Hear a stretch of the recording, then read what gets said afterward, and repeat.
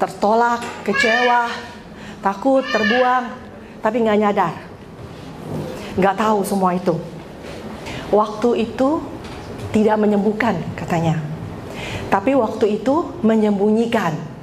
Aku pikir bagus juga ya, benar-benar bagus. Aku pikir-pikirin terus gitu. Tapi kalau benar-benar waktu itu bisa menyembunyikan, itu luar biasa sekali.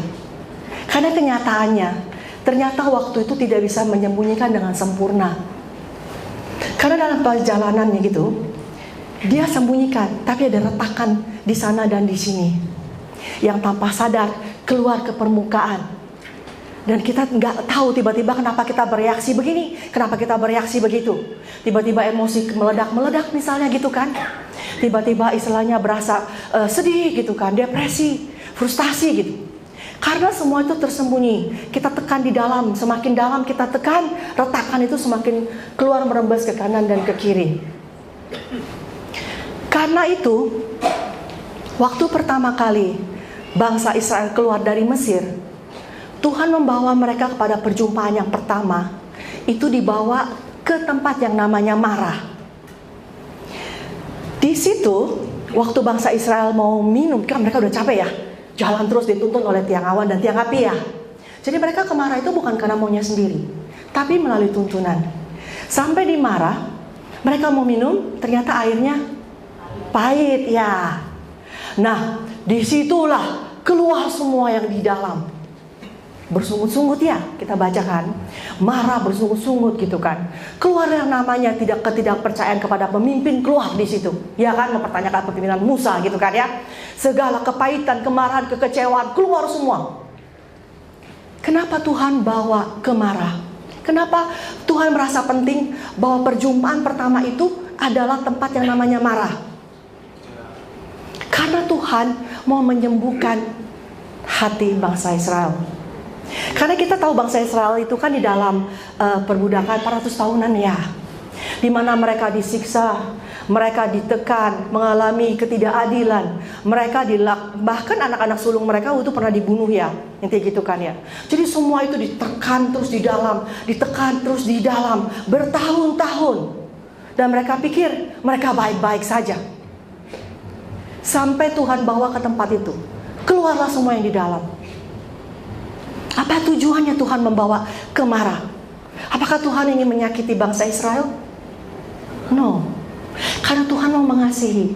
Tuhan mau menyembuhkan dalam. Kalau nggak kelihatan, kalau nggak tahu, bagaimana kita tahu bahwa kita ada harus yang disembuhkan? Ya kan? Kalau misalnya kita nggak tahu nih, kalau misalnya sakit tahu, oh sakit misalnya sakit apa? Ketahuan, sakit lambung gitu kan? Langsung apa? Obat lambung, ya nggak? Tapi aku pernah dulu itu sakit migrain terus-terusan gitu. Itu dulu sampai langganan rumah sakit. Setiap kali itu, setiap sebulan tuh pasti masuk rumah sakit berkali-kali. Migrain terus gitu, nggak tahu sebabnya kenapa. Tapi lucunya, setiap kali dikasih obat lambung. Lucu ya, nggak ada hubungannya ya. Tapi berkali-kali begitu, sampai akhirnya aku tanya sama dokternya, dok apa hubungannya migrain ini sama lambung gitu. Terus dia bilang gini, kamu tahu nggak, kamu itu migrain karena asam lambungnya naik. Jadi dikasihnya obat lambung. Coba dikasih obat migrain, nggak nolong ya? Ya kan sakitnya lambung kok gitu. Nah, jadi kalau kita untuk mengidentifikasi, untuk tahu kenapa permasalahan itu sangat penting. Karena tanpa kita tahu masalah kita di mana, tanpa kita tahu apa yang menyebabkan luka dan sebagainya, kita nggak tahu bagaimana cara menanganinya. Kita pikir kita baik-baik saja. Karena itu bangsa Israel dibawa ke Marah. Di sana mereka tahu, oh ternyata ada yang namanya kekecewaan, kepahitan sama pemimpin, nggak percaya dan segala macam kayak gitu. Cuman istilahnya Tuhan itu selalu setiap kali membawa kita ke satu tempat untuk mengungkapkan apa yang ada dalam hati kita untuk supaya kita disembuhkan. Dia selalu sudah memberikan solusi. Dan kepada setiap daripada kita, peristiwa Marah itu pasti berbeda-beda. Kalau dalam kehidupan aku, peristiwa Marah itu terjadi, aku menyadarinya pada saat aku dikirim belajar sekolah. Nah, pada saat aku sekolah itu di sana, Aku pas sekolah di sana, itu muridnya banyak banget. Aku sempat sekolah di Amerika, di Reading Battle sana. Muridnya itu sekitar berapa ribu, 2.000-an lebih gitu kan ya. Kelas angkatan pertama yang kelas 1-nya aja 1.000-an lebih. Nah, dari 80 negara. Jadi kita setiap hari itu dari pagi sampai sore gitu kan, pasti saling baku sapa ya, saling ketemu terus bentok-bentokan. Pasti basa-basi yang paling umum adalah apa? How are you gitu ya, apa kabar? How do you feel gitu kan, apa rasamu hari ini gitu. Nah, kalau cuma sekali dua kali, kita jawabnya gampang ya, oh baik-baik saja, I'm fine, terus jalan. Sehari berkali-kali, karena ribuannya, petok-petokan terus tuh. Dan kalau misalnya aku lagi marah, I'm fine, aku baik-baik saja. Aku lagi kecewa, I'm fine, gitu kan ya. Aku lagi kesel Keki, I'm fine juga. Itu satu udah mulai mengganggu hatiku gitu kan ya. Kok ini aku kayak pakai topeng gitu ya. Semuanya fine. Dan semua pun juga ngomongnya fine. Itu tapi belum yang terlalu mengganggu. Yang mengganggu, lebih mengganggu adalah kebanyakan dari seluruh pertanyaan itu aku nggak tahu jawabannya. Dia pasti gimana katanya, how are you? How are you ya? Kok aku nggak tahu ya keadaanku hari ini apa ya? Sedihkah, marahkah, kecewakah? Apakah kok nggak ada rasa ya? Kok kosong ya? Sekali, dua kali. Terus aku pikir kebanyakan begitu. Sampai kadang-kadang malam-malam sebelum tidur aku mikirin, iya Berliana, apa sih kabarmu sebenarnya? Gitu. Apa sih rasamu sebenarnya? Gak ada. Kosong. Hambar. Hampa. Mau connect kerasa ke hati. Hati di mana ya? Kemana ya udah gue tinggalin itu ya? Kapan juga tinggalinnya gak tahu gitu. Udah dikubur di mana itu hati? Nggak tahu. Yang tahu sekarang adalah cuma berjalan dengan kosong dan gak ada rasanya. Saat itu saat yang menentukan buat aku, yang mencelikan mata aku gitu. Aku berpikir, ya kenapa aku begini kan? Ya kan itu kan? Hatiku, apa kabarmu hari ini? Nggak tahu kabarnya. Jadi aku mulai berpikir, Tuhan, kenapa aku begini ya? Itu satu peristiwa belum cukup. Kita di sana di sekolah itu karena battle biasa sama itu, hadirat Tuhannya kencang, manifestasi hadirat Tuhannya kencang sekali.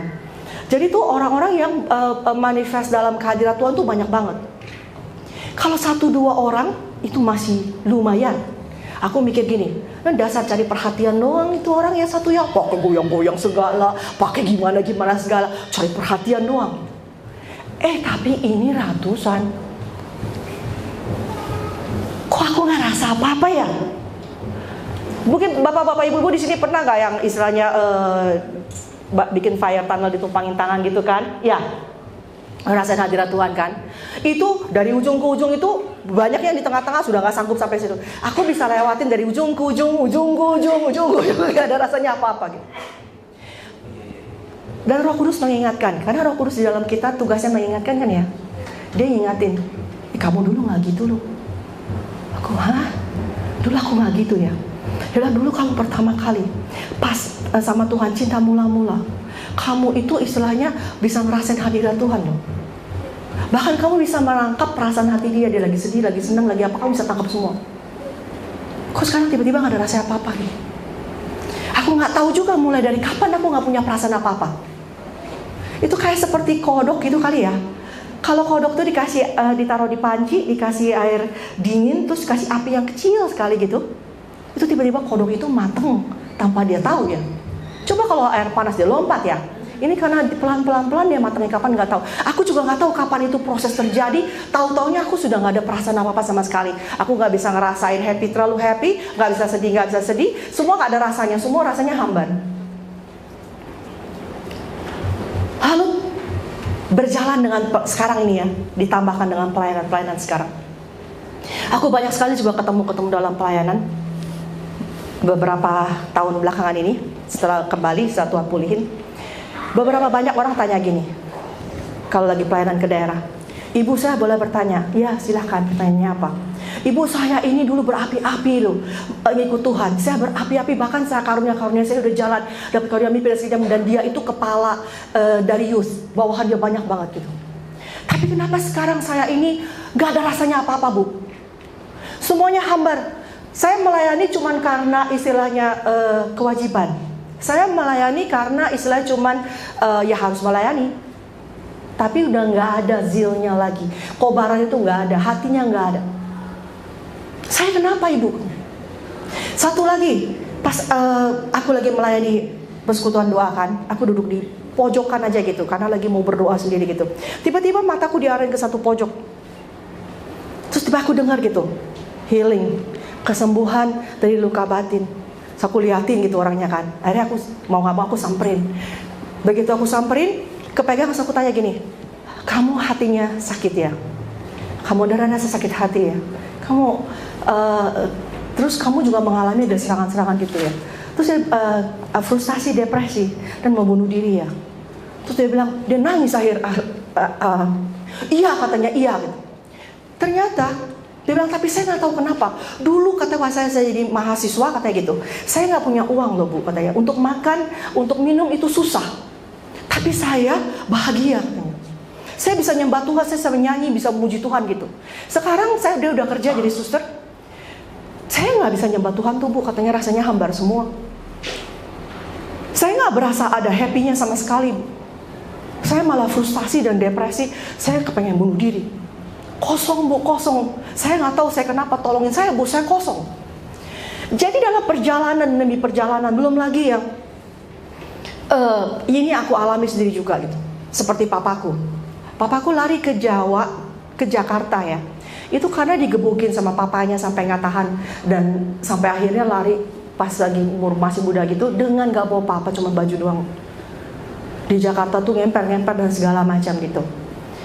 Sampai akhirnya istilahnya dia karena dia bisa kungfu gitu, dia jadi akhirnya ngajar di Koni Pusat dan segala macam gitu kan. Hati dia cuma satu loh, aku nggak akan mau jadi seperti papaku itu. Aku nggak mau jadi kayak dia, karena dia terluka ya, dipukulin, digebukin, udah kayak bukan pukulin anak, udah kayak pukulin gede bawang pisang gitu kan, begitu kan. Jadi aku nggak mau jadi seperti dia, aku nggak mau jadi seperti dia. Dia simpan luka itu di dalam hati dia kepada papanya gitu. Tapi ternyata begitu akhirnya dia punya anaknya ini, coba tebak, dia ngelakuin hal yang sama lagi, percis. Dan setiap kali dia habis gebukin dan pukulin, kayak gebukin ke bawang pisang gitu, nanti dia nyesel di pojokan rumah gitu. Dia sedih, dia nangis, dia nggak makan, dia nggak apa gitu. Tapi nanti dia lakuin lagi, nggak bisa enggak, dia lakuin lagi. Kenapa itu gitu? Itu adalah rembesan-rembesan yang keluar dari retakan-retakan yang kita tekan, yang kita nggak beresin dalam hati kita, luka-luka itu. Jadi kalau misalnya waktu itu bisa menyembunyikan dengan rapat, itu puji Tuhan sekali. Tapi ternyata enggak. Nah, dalam perjalanan di sana, begitu aku memikirkan, oh Tuhan, ternyata aku udah jalannya terlalu jauh ya. Sekarang aku gak ada rasanya apa-apa. Terus rasanya udah burn out, rasanya jauh dari Tuhan gitu. Aku nggak tahu Tuhan tuh di mana ya. Kalau dulu saya dekat sekali, sekarang nggak tahu Tuhan tuh di mana ya. Entah di mana dia gitu. Akhirnya aku mulai gini, Tuhan, aku mau merasakan Engkau lagi. Aku mau sembuh, aku mau merasakan Engkau lagi. Apapun juga aku mau bayar untuk aku bisa merasakan Engkau lagi. Terus tiba-tiba luar biasanya hamba Tuhan di depan, keselatan di depan, tiba-tiba dia tunjuk dari panggung. Dia bilang begini, kamu, katanya, kalau kamu tidak mau memproses rasa sakit dalam hati kamu, kalau kamu menekan dan mematikan rasa kamu tanpa sadar, kamu mematikan semua rasa yang ada. Jadi bukan hanya rasa sakit yang kita nggak bisa alami, yang kita nggak mau alami, tapi rasa bahagia, rasa sukacita, rasa whatever rasa. Bahkan hadirat Tuhan pun kita nggak bisa rasain. Jadi begitu aku dengar gitu, aku langsung seperti kayak dijawabin langsung ya. Terus aku langsung nangis, aku bilang, Tuhan, Aku mau merasakan Engkau lagi. Kalau aku harus merasakan sakit untuk aku menjadi sembuh, aku mau Tuhan gitu. Ajari aku caranya bagaimana memproses ini. Bukakan dan singkapkan buat mataku melihat. Supaya aku bisa mengerti Tuhan proses demi proses perjalanan ini bagaimana caranya. Supaya aku baik-baik lagi gitu. Lalu mulailah proses itu. Tuhan itu Bapa yang baik kan ya. Dia mulai proses gitu. Dia mulai bukakan satu persatu. Dia mulai bukakan, kita lihat di slide 2. Ternyata ada dasarnya loh di firman Tuhan. 3 Yohanes 1 ayat 2. Saudaraku yang kekasih, aku berdoa sebagai engkau baik-baik dan sehat-sehat saja dalam segala sesuatu, sama seperti jiwamu baik-baik. Ternyata Tuhan itu peduli loh sama jiwa kita. Dia mau jiwa kita baik-baik loh. Bukan hanya tubuh kita tapi jiwa kita juga. Next. 1 Tesalonika 5, 23, 24. Semoga Allah damai sejahtera menguduskan kamu seluruhnya. Semoga roh, jiwa, dan tubuhmu terpelihara sempurna dengan tidak bercacat pada kedatangan Yesus Kristus Tuhan kita. Yang memanggil kamu adalah setia, yang juga menggenapinya. Tapi kalau kita lihat dari sejarah, kita ini kan makhluk tubuh, jiwa, dan roh ya. Kalau kita lihat sejarah di Alkitab, di Kisah Para Rasul, next slide 4. Kalau ini ceritanya, kalau bapak-bapak ibu teman-teman itu pasti ingat ya, sekolah minggu itu cerita yang orang lumpuh ya. Nah pada saat orang lumpuh itu dia berdiam di uluran tangan dan dia berjalan ya. Kita lihat di situ kan, ia melonjak berdiri lalu berjalan kian kemari dan mengikuti mereka dalam bait Allah. Berjalan dan melompat-lompat serta memuji Allah yang lumpuh. Tetapi seluruh rakyat itu melihat dia berjalan dan memuji Allah. Dari sejarah sejak zaman Kisah Para Rasul, ternyata memang jiwa itu tidak terlalu diperhatikan. Kalau bisa sampai ketinggalan ekspresi jiwa, jadi orang lihatnya cuma apa? Padahal kan dia berjalan, kesembuhan tubuh ya. Dia melompat-lompat, berarti apa? Kesembuhan jiwa ya, bersukacita kan? Dan memuji Allah, berarti kesembuhan roh. Tapi orang-orang semua melihatnya dia cuma berjalan, kesembuhan fisik dan memuji Allah. Ekspresi jiwa dia yang melompat-lompat kegirangan, breakthrough, terobosan dia dalam jiwa, kelepasan jiwa dia, orang-orang tidak perhatikan. Kenapa bisa tidak diperhatikan? Karena tidak dianggap penting. Nah itu kebawa sampai saat ini. Jadi kita terbiasa dengan diajari bahwa cuman tubuh dan roh saja, tapi jiwanya terlupakan. Padahal Tuhan itu menganggap jiwa itu penting. Karena Yesus itu tubuh, jiwa, dan roh. Yesus dicobai dalam 3 aspek ini. Dia tubuhnya dicobai dengan apa? Suruh rubah roti jadi batu jadi roti ya.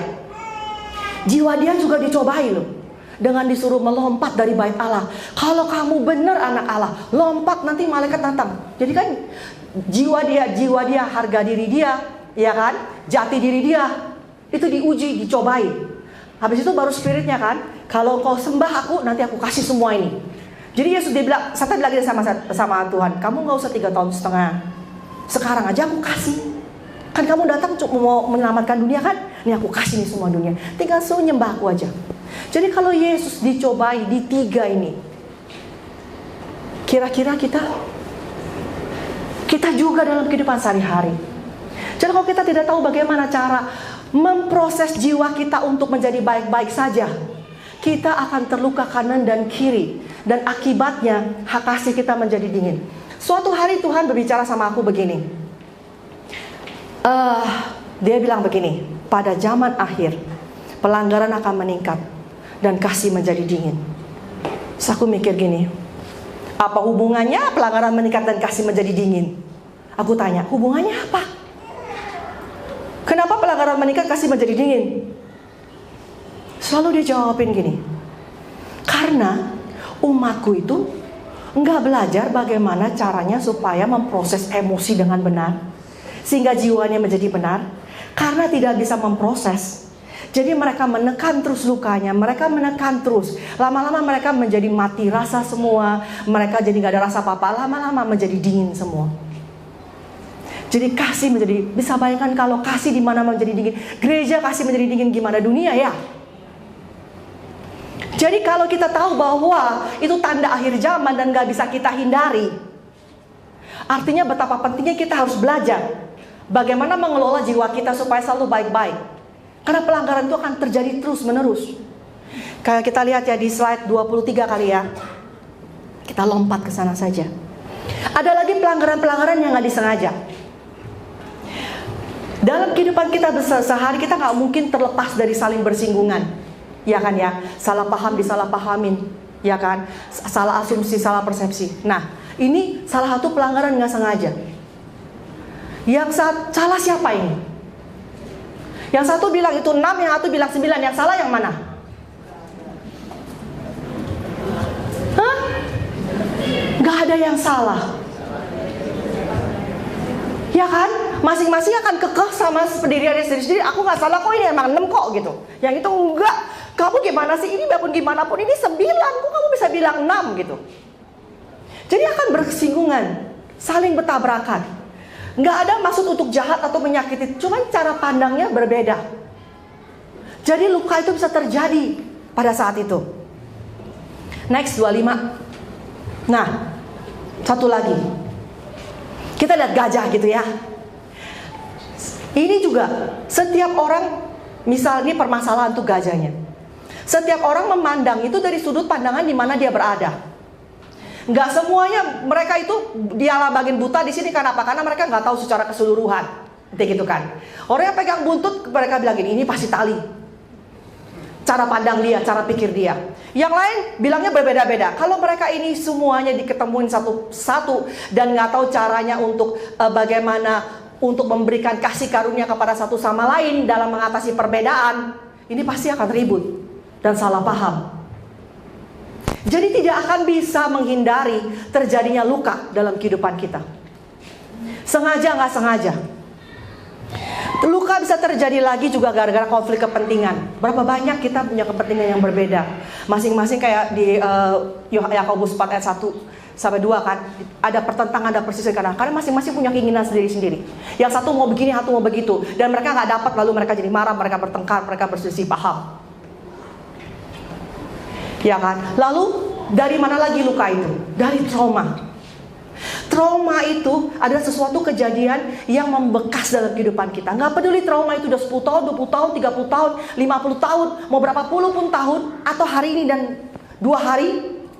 Kalau pada saat topik yang membuat trauma itu disinggung, rasa emosinya itu akan keluar sama seperti pada saat baru mengalami. Itu yang namanya trauma belum sembuh. Jadi mungkin ada orang ngomong tanpa sengaja menyinggung topik itu gitu kan. Nah karena belum sembuh, dia langsung traumatis, terluka. Padahal yang nyinggung pun nggak tahu, nggak berasa. Tapi mereka yang ini bisa pulang dengan terluka gitu. Terus luar biasanya lagi, otak kita ini, kalau kita udah percaya sesuatu, yang namanya kubu-kubu dan menteng-menteng kan dibilang kan ada kubu dan menteng dalam kepala kita. Otak kita kalau percaya sesuatu, otak kita kan mencari bukti bahwa kita benar. Jadi kalau misalnya kita berasa kita tertolak nih, oh aku gak dihargai di sini, aku ditolak di sini gitu. Terus tiba-tiba nanti dia mungkin lewat jalan gitu kan, lupa nyapa. Terus langsung bilang ini, bener kan gue emang tertolak, gue gak diterima di sini. Ya kan? Atau misalnya kayak kemarin ada yang tanya, Mam, kalau orang lihat aku diam saja, istilah gitu kan, nggak nyapa, nggak apa segala macam, itu apakah dia itu istilahnya nggak suka sama aku atau gimana? Aku bilang, kamu jangan punya asumsi sendiri. Berapa banyak kita punya pikiran-pikiran negatif, kita berasumsi sendiri, ya kan? Padahal mungkin orang itu punya masalah sendiri, orang itu mungkin lagi nggak enak sendiri gitu kan. Tapi kita pikir dunianya dia itu udah penuh dengan kita gitu kan. Jadi apapun yang dia buat tuh pasti ada urusan sama kita, belum tentu gitu. Jadi luka pun bisa terjadi karena pikiran negatif kita berasumsi sendiri.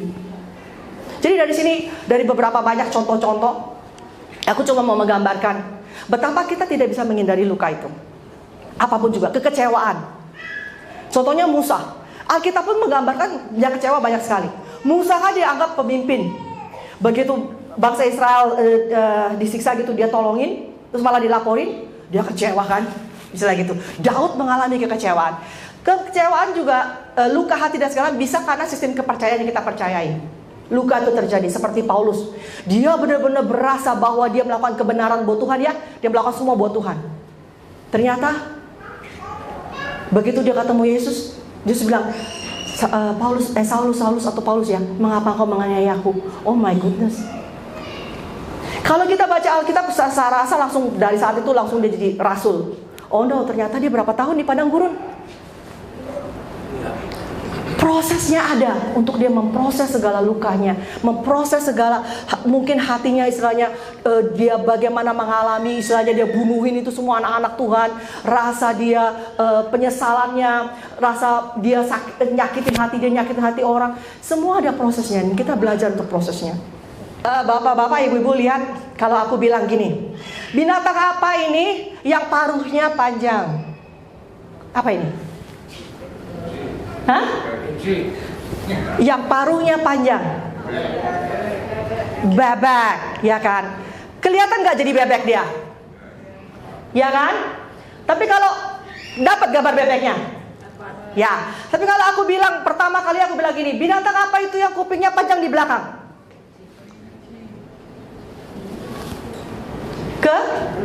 Kelinci ya, jadi kuping itu jadi belakang, itu jadi matanya, jadi mulutnya, itu jadi kupingnya.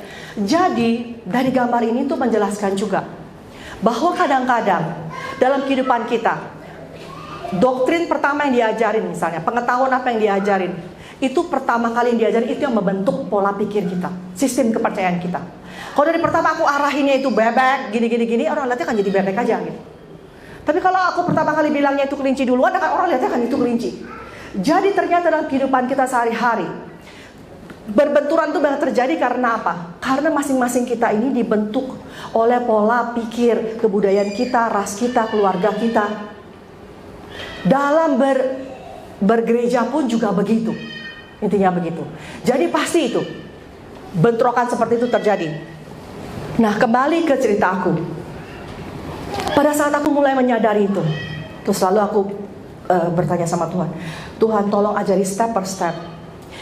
Setelah dia ceritain sama aku kan, dia bilang gitu, luka itu akan terjadi di mana-mana. Kamu harus belajar untuk bisa mengantisipasi bagaimana mengatasi luka. Dan luka itu bukan dipendam, tapi luka itu harus diakui. Lalu aku mulai, dia suruh buka Daud. Tuhan bilang gini, coba lihat Daud, apa yang Daud gak alami dalam kehidupannya. Dia di rumah ditolak, ya kan? Dia nggak diakuin, bahkan pemimpin negara datang aja dia nggak diundang ya. Artinya kan dia tertolak di rumahnya, inti gitu kan. Setelah itu dia diurapi tapi nggak langsung jadi raja. Abis impiannya udah mulai tercapai, gara-gara cuma nyanyian 1.000 dan 10.000, ya kan? Raja Saul ngalahin 10.000, tiba-tiba semua impiannya langsung bubar, dia dibunuh gitu kan ya. Itu perjalanan demi perjalanan dia hadapi. Tapi Daud tetap Tuhan bilang hatinya berkenan kepada dia. Dan dia bahkan bisa berdiri untuk menguatkan hati dia dan menguatkan para pasukan dia. Kenapa? Karena ternyata kalau kita baca kitab Mazmur itu, di situ dilihat bahwa Daud itu jujur sama diri dia, jujur sama emosi dia, jujur sama keberadaan dia. Dia selalu bilang, kalau di situ kita bacakan, hai jiwaku kenapa letih lesu di dalam aku, jiwaku mengapa kau tertekan. Bahkan dia pas lagi marah sama orang fasik pun dia bilang ya, aku marah tuh sama orang fasik itu kan, mereka lakukan gini-gini. Dia selalu jujur, berani terbuka. Datang sama Tuhan dan berani jujur terbuka. Jadi dan Tuhan pun mengingatkan lagi, baca lagi ulang. Jawabannya ada di Kejadian yang Musa itu. Dia bilang pada saat bangsa Israel menemukan kesulitan gitu, Musa berteriak kepada Tuhan. Pada saat dia berteriak pada Tuhan, Tuhan menunjukkan ada sebatang kayu di sana, dan kayu itu disuruh cemplungin ke air yang pahit itu. Jadi pada saat setiap kali Tuhan mengungkapkan luka hati kita, kekecewaan kita, atau apapun yang di dalam yang tersembunyi, pada saat kita akui, kalau nggak akuin masuk lagi ya. Begitu diakui, jalan keluar itu selalu sudah ada, yaitu apa? Salib Kristus itu. Kita bawa itu ke dalam luka kita. Jadi luka pahit kita itu kembali menjadi manis. Intinya begitu. Nah, luka kayu yang di Keluaran itu ternyata di Galatia 3 ayat 13 itu ditulis, terkutuklah orang tergantung di kayu salib. Nah, kayu salibnya itu dengan kayu yang dilemparin jadi manis itu akar katanya sama. Artinya apa? Artinya jalan keluarnya ada di salib Kristus. Jadi nomor satu, Pada saat Tuhan bilang gitu, akui seluruh keberadaanmu, berani jujur sama emosi-emosimu, berani jujur dengan apapun yang terjadi. Lalu aku datang sama Tuhan dan bilang, Tuhan, aku mau jujur sama Engkau saat ini, bahwa aku gak baik-baik saja. Aku gak tahu aku kenapa. Aku rasanya maunya marah, ada kemarahan dalam sini yang menggelebek-gelebek, tapi aku gak tahu itu dari mana, dan aku gak tahu itu kenapa. Tapi rasanya kayak ada, di dalam sini kayak ada gunung mau meletus gitu. Jadi kalau misalnya orang dekat-dekat aku gitu, misalnya kadang nanya ibu gitu, kadang-kadang tanpa sadar jawab kayak gini, apa gitu kan? Karena kan udah di dalamnya nahanin itu emosi gitu, tapi tanpa tahu. Lalu aku mulai tanya lagi sama Tuhan, Tuhan aku kenapa? Singkapkan dan bukakan. Yang di atas itu, yang kecil itu keadaan emosi kita yang keluar tanpa sadar. Padahal di bawahnya itu ada begitu besar gitu kan. Kalau marah, kenapa kamu marah gitu? Jadi pas aku marah gitu di atas gitu kan, aku nggak tahu kenapa aku marah, cuma aku taunya aku marah. Lalu aku mulai akui di hadapan Tuhan, aku bawa Tuhan, bongkar apa yang menjadi kepercayaan aku yang salah Tuhan. Bongkar istilahnya apa yang membuat hatiku marah. Bongkar sistem kepercayaan apa yang aku percaya yang salah, yang menyebabkan aku jadi marah-marah seperti kayak begini. Terus temukan, Tuhan tolong aku temukan untuk kebohongan apa yang aku percayai sampai kondisiku jadi begini. Terus kan cabut segala akar-akar kebohongan. Jadi begitu saat itu aku datang sama dia, aku bilang, Tuhan, aku gak tahu aku marah kenapa ini. Terus lalu Roh Kudus itu kan penolong kita ya. Jadi dia bawa balik lagi keadaan yang lalu. Dia bilang gini, kapan pertama kali kamu penuh dengan amarah itu? Amarah itu mulai munculnya kapan? Terus aku pikir, kapan ya? Karena udah lama kan. Kapan? Tiba-tiba aku diingetin, pada saat papa kamu meninggalkan. Terus aku mikir, oh iya juga ya, hubungannya apa ya? Terus dia mulai bongkar gitu. Coba kamu bayangkan lagi kejadian itu. Aku mulai, jadi kita mundur ke kejadian itu. Kita akui ya bahwa kita ada masalah. Jadi dibawa mundur ke situ. Begitu dibawa mundur gitu, aku mikir, ya pada saat kejadian papa meninggal itu, dia akan kena cancer ya. Jadi dibawa ke rumah itu, kalau setiap kali mau kemo. Nah hari itu harusnya dia kemo. Cuman dia bilang gini, aku tuh kayaknya gak enak badan, kata gitu kan. Nah karena dia bilang dia gak enak badan, jadi aku bilang, papa mau bawa rumah sakit gak? Enggak katanya, di rumah aja. Terus jadi panggil aja itu tenaga medis ke rumah. Jadi diinfus segala macam di rumah. Nah begitu sampai di gitu, kan itu hari Sabtu. Jadi aku pergi makan siang sekitar doang. Nah begitu pulang, karena aku pikir ada suster, ada segala macam di rumah dan segala macam. Jadi aku tinggal pergi makan. Begitu pulang dia bilang gini, papa kok rasa badannya tambah gak enak, katanya gitu.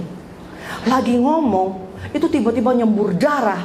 Aku sampai ambil baskom, itu satu baskom, sembur terus darah begitu gitu. Dan gak bisa ditahan. Begitu dia sembur-sembur darah satu baskom begitu, gak bisa ditahan kayak gitu. Aku langsung ke telepon rumah sakit gitu kan. Itu suruh, kan kenal sama direkturnya, suruh siapin kamar operasi dan segala macam, panggil ambulan dan bla bla bla gitu. Tapi gak keburu. Jadi dia sembur darah gitu, terus langsung lewat gitu. Shock sekali gitu kan. Itu traumatis buat aku gitu. Nah habis kayak begitu istilahnya kan ngabarin ke mama ya segala macam ya. Pas ngabarin, terus mama bilang gini, orang dikirim ke sananya baik-baik gitu. Kenapa besoknya langsung meninggal begini gitu? Kamu tuh buat apa begini dan bla bla bla bla gitu. Jadi pas lagi akhirnya Tuhan bawa lagi mundur gitu kan, aku ingetin lagi di sana. Tiba-tiba aku berasa, iya Tuhan pada saat itu, perasaanku saat itu tuh aku kecewa, aku marah dan aku kecewa sama aku sendiri. Kenapa aku kok gak bawa rumah sakit aja gitu? Kok rasanya aku sebagai anak gak memberikan yang terbaik, kurang baik. Kenapa hari itu aku tinggal juga gitu. Jadi kenapanya banyak, harusnya banyak. Jadi aku kecewa sama aku sendiri. Aku menyalahkan aku sendiri. Walaupun kata menurut dokter, kalau dia di rumah sakit pun belum tentu juga bisa ketolong. Karena itu kan di lambungnya tuh nadi besar yang pecah gitu kan. Memang bisa langsung dijepit tapi belum tentu keburu. Jadi 50-50. Tapi kan tetapnya 50-50 masih ada 50 kan daripada di rumah gitu. Ditambah lagi aku juga kecewa dan marah karena disalah-salahin terus-terusan. Intinya gitu kan. Kamu buat apa gitu. Padahal istilahnya menurut aku udah usaha juga the best selama ini yang ngurusin, yang bawa rumah sakit, yang apa dan segala macam intinya gitu kan. Itu masih disalahin terus gitu. Jadi itu semua dipendam karena nggak tahu bagaimana cara mengelolanya. Karena menurut aku dulu bahwa segala emosi itu harusnya dimatiin. Intinya begitu. Kita nggak, karena apa? Karena kita harus mati kan, mati daging kan, gitu kan. Jadi yang kita boleh itu cuma happy gitu kan, sukacita dan segala macam. Kalau marah, kecewa dan segala macam, kayaknya itu nggak rohani banget, itu harus mati itu langsung gitu. Jadi tanpa sadar itu langsung aku tutup setiap ada perasaan kayak gitu, tutup, itu nggak boleh gitu. Jadi tidak diproses sama sekali. Dan berapa banyak kita sebagai anak-anak Tuhan, kalau pada saat ada orang meninggal, kita kadang-kadang bingung ya, kita mau ngomong apa? Turut berduka cita ya, kamu nggak punya pengharapan. Nanti kan kita di sana ketemu lagi, kurang iman kamu gitu. Kalau kita bilang selamat bersuka cita karena sudah menyelesaikan perjalanan dengan sempurna, itu juga dianggapnya begini kan ya. Jadi kadang-kadang kita sebagai orang Kristen nggak ngerti gitu, karena dipikir cuma boleh emosi yang positif aja gitu. Padahal emosi itu Tuhan yang ciptakan. Kita nih masterpiece-nya Tuhan, dan Dia ciptakan seluruh emosi kita supaya apa? Supaya kita ini menjadi serupa dan segambar Dia. Berapa kali kita lihat kan Yesus kan, Tuhan juga gitu kan, Dia marah segala. Jadi dengan ada kita punya emosi, kita bisa melakukan dengan segenap hati kita. Kita melakukan segala sesuatu ada motivasinya. Kalau nggak ada emosi, semua kayak seperti tadi tuh kan, yang pada ibu tolongin saya, kenapa sekarang saya semuanya kagak ada rasanya, semuanya cuma rutinitas. Karena apa? Emosinya sudah mati gitu. Padahal sebenarnya apa yang harus kita matikan? Kalau kita lihat ya, sebenarnya banyak dari kita tuh salah mati. Karena yang kita matikan adalah ekspresi jiwa. Yang seharusnya kita matikan menurut firman Tuhan adalah apa? Perbuatan daging. Yaitu apa? Percabulan, kecemaran, hawa nafsu, penyembahan berhala, sihir, perseteruan, perselisihan, iri hati, amarah. Oh kan ini marah bu? Enggak, itu depannya udah ada A. Kalau udah ada A, amarah artinya sudah marah yang berkesinambungan. Kita boleh marah. Tapi marah tidak buat dosa, ya kan? Marah tidak sampai matahari terbenam. Jadi kalau sampai amarah ini sudah marah yang berkesinambungan, intinya begitu. Kedengkian, kemabukan, pesta pora dan sebagainya, semuanya itu kuperingatkan, ya kan, tidak mendapat bagian dari kerajaan surga. Jadi sebenarnya yang harus kita matikan adalah ini, bukan emosi jiwa. Tapi kita itu cenderung diajarinya gitu kan, ini harus dimatiin, nggak boleh kita. Lalu kita sebagai anak Tuhan terbiasa bahwa kita diajari fokusnya adalah keluar. Baik sekali. Melayani, mengasihi sesama, melayani sesama, dan luar biasa. Tapi sometimes kita lupa ada yang ketinggalan, yaitu kita sendiri. Kita lupa kita. Padahal firman Tuhan bilang, kasihilah sesamamu manusia seperti dirimu sendiri.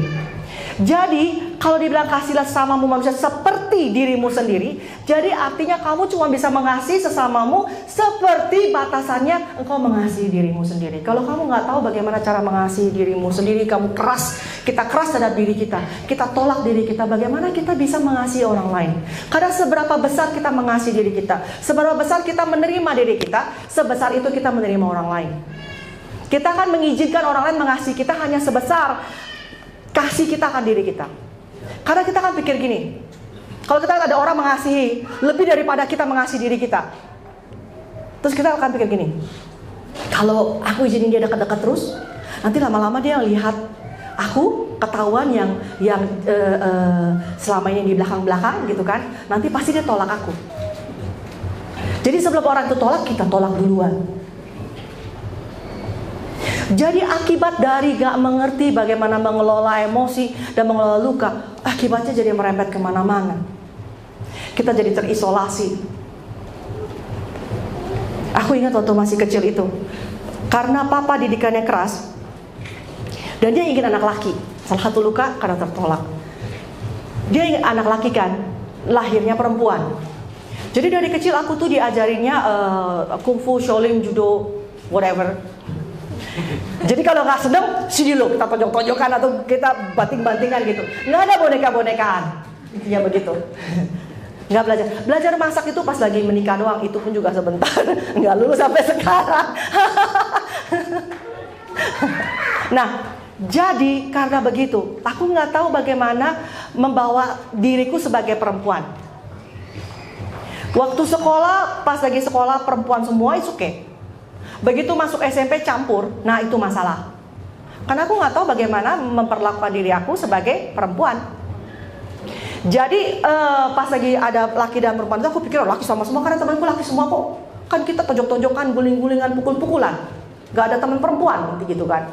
Nah jadi begitu di sekolah ragu-raguan gitu kan, tojok-tojokan, pukul-pukulan gak apa-apa. Dan yang lainnya perempuan semua pada kaget semua kan. Ini perempuan gak bener gitu. Terus langsung gosipnya kemana-mana.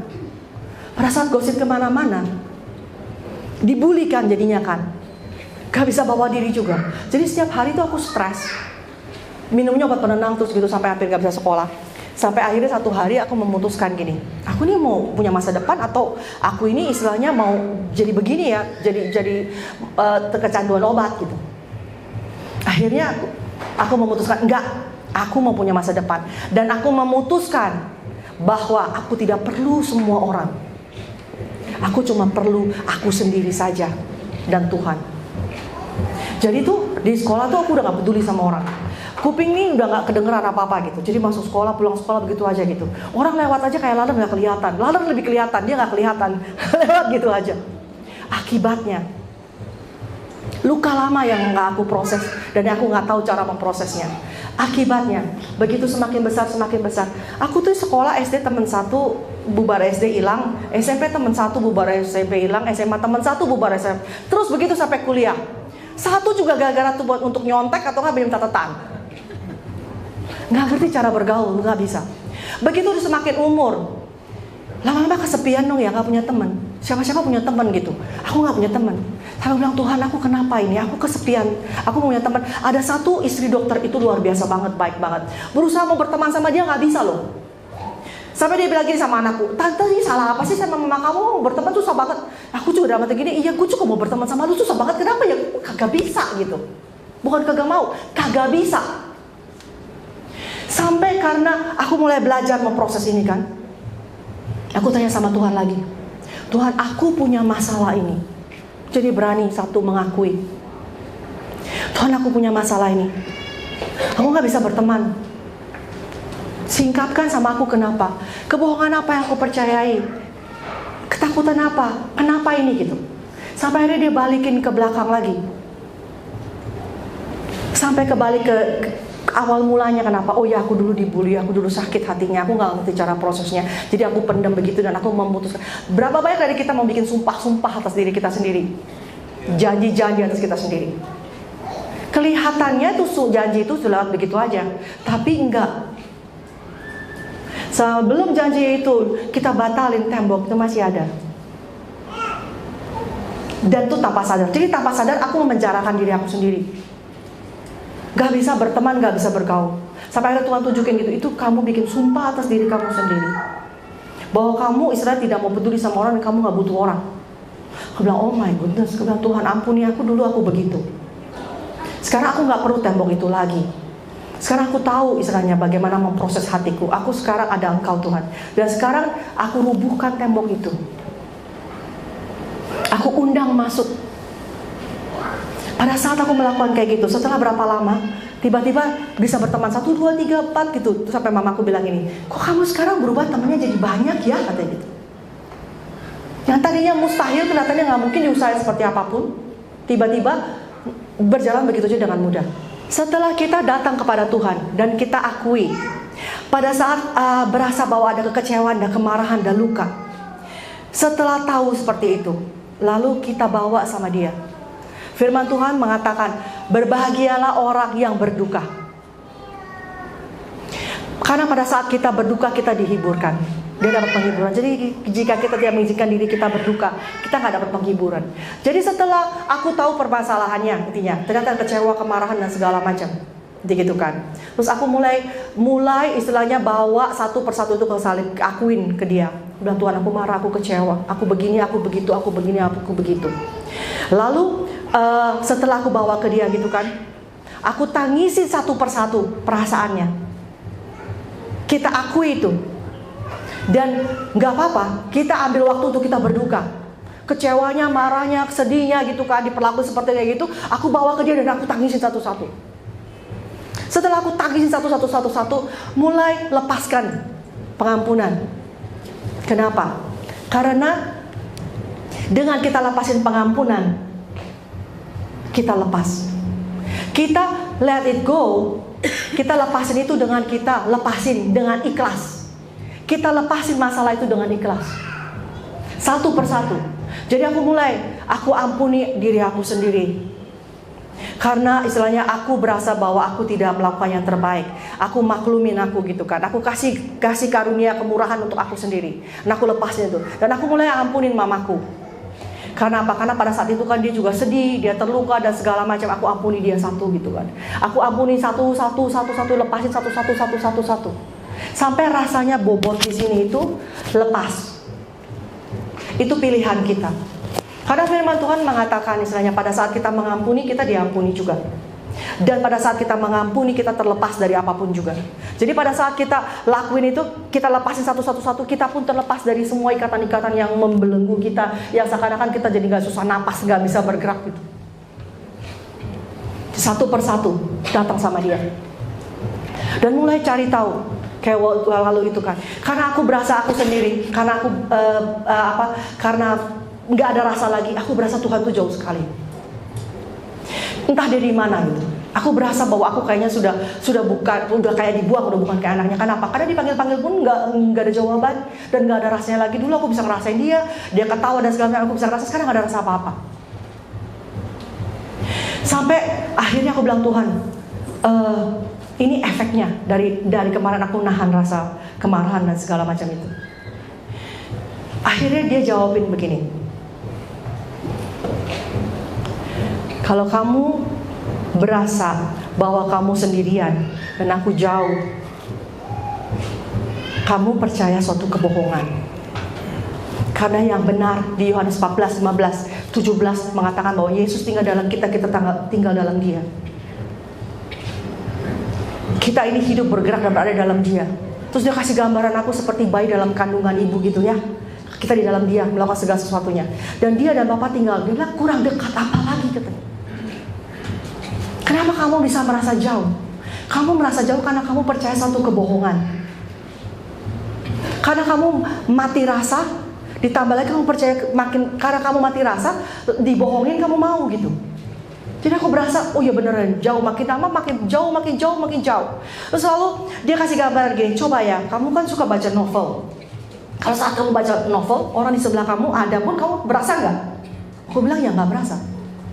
Ini ada lewat-lewat, ada nggak ada juga nggak tahu kan kita ya. Coba di sini yang suka main game. Pada saat main game, seakan-akan dunia game itu lebih nyata daripada dunia nyata ya. Kita terhisap masuk dalam situ gitu kan ya. Jadi ini orang mau gimana pun kita nggak tahu gitu. Jadi pada saat aku percaya kebohongan itu bahwa aku sendirian dan tinggal, aku gak punya perasaan, semakin lama itu semakin menjadi nyata buat aku. Dan seakan-akan aku bilang, ya benar Tuhan tinggalin aku. Gara-gara aku kemarin istilahnya enggak cari dia, aku gak berdoa, gak segala macam, Tuhan lu tinggalin aku. Akhirnya kan gitu, kamu percaya yang mana? Kamu percaya kebenaran apa kamu percaya kebohongan? Aku bilang benar juga ya Tuhan, kenyataannya engkau tinggal dalam aku gak pernah berubah. Jadi sampai pada dasarnya kebohongan itu kita bongkar. Dan mulai setiap hari aku bikin list gitu. Ini kebohongan-kebohongan yang aku percayai tadinya. Aku berasa sendiri, aku ini istilahnya tidak dihargain, aku ini misalnya jelek, inilah itulah. Terus aku taruh di sebelah sini list satu lagi. Yang kebenarannya sebenarnya Tuhan ngomong mengenai aku apa. Dan setiap hari aku tempel itu di cermin, tempel itu di tas, tempel itu taruh itu di HP, dan tiap hari aku bacain bahwa Tuhan tinggal dalam aku tinggal dalam dia. Tiap hari aku renungin, aku meditasiin. Dia akan bilang sama aku gini, coba kamu keluar lihat pohon itu katanya. Dari bawah sampai ke atas itu tidak ada terpisah sama sekali. Aku pokok, kamu cabangnya, mana ada terpisah antara aku dengan engkau. Aku ini seperti air dan kamu tuh seperti air dikasih sirup diaduk-aduk. Gimana bisa dipisahin lagi? Setiap hari aku renungin terus gitu. Jadi salah satunya adalah untuk kita bisa menang keluar dari segala apapun yang udah tertanam dalam kepala kita, kebohongan-kebohongan. Misalnya kita ini tertolak, kita ini tidak diingini, kita ini tidak dikasihi. Itu dengan cara kita mengambil kebenaran yang baru dan kita renungin setiap hari. Sampai terbentuk satu pola pikir yang baru. Kebenaran yang baru itu menjadi satu kepercayaan dalam hidup kita. Satu hal lagi yang menurut aku rada lucu gitu. Aku bilang gini, Tuhan, singkapkan dan bukakan lagi, aku mau jujur sama engkau gitu. Terus aku tanya lagi gini, Tuhan kenapa juga ya orang tuh nggak jujur-jujur sama kau tuh kenapa ya? Terus dia jawabin dengan ketawa. Dia bilang gini, baca Mazmur 139 ayat 1 sampai 6 katanya gitu. Nah di ayat itu dia bilang begini, aku mengetahui pikiranmu. Engkau duduk, engkau berdiri, engkau tidur, engkau segala macam, aku mengerti pikiranmu dari jauh. Bahkan sebelum kau mengungkapkan perkataanmu satupun, aku sudah tahu. Jadi juga buat apa kita tidak berani jujur sama Tuhan? Kalau dia tahu segala sesuatu apa yang ada dalam pikiran kita, kita pikirin, kita renungin. Kenapa nggak kita omongin aja depan dia langsung? Kenapa seakan-akan sama Tuhan kayak rasa kita tutup-tutupin, kita ngomongnya baik-baik aja gitu. Kayak seperti ngomong sama teman atau kenalan. Padahal dia tahu sampai kedalaman.